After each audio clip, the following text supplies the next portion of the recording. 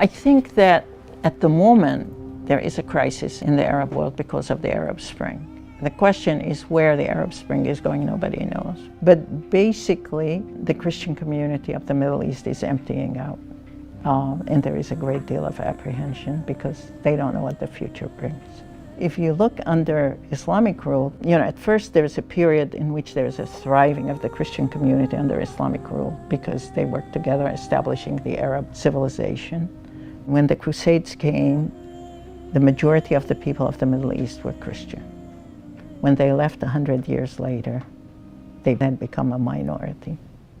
Generally, Christians stay aside and then they support whatever regime takes place. This is the history of the Christian church in the Middle East. It's the way it has survived. It doesn't take sides. But each side wants them to take a side. And so they get caught in the middle. And there aren't many in the Islamic groups that are saying, you're full citizens with us. We will give you full privileges. So they're worried. In Iraq, we've had ethnic cleansing of Christians.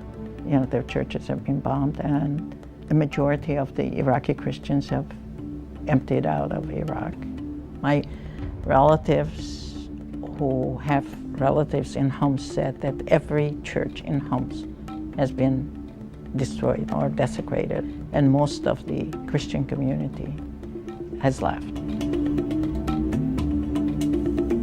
We know that in Egypt, during periods of stress, a lot of Christians have emigrated out of Egypt, and some have converted to Islam because it's very convenient. If you become a Muslim, you have more privileges.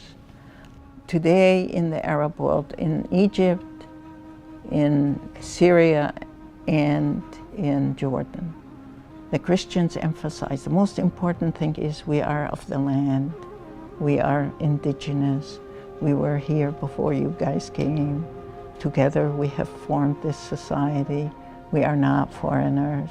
We are not the product of missionary activity. And that is the message.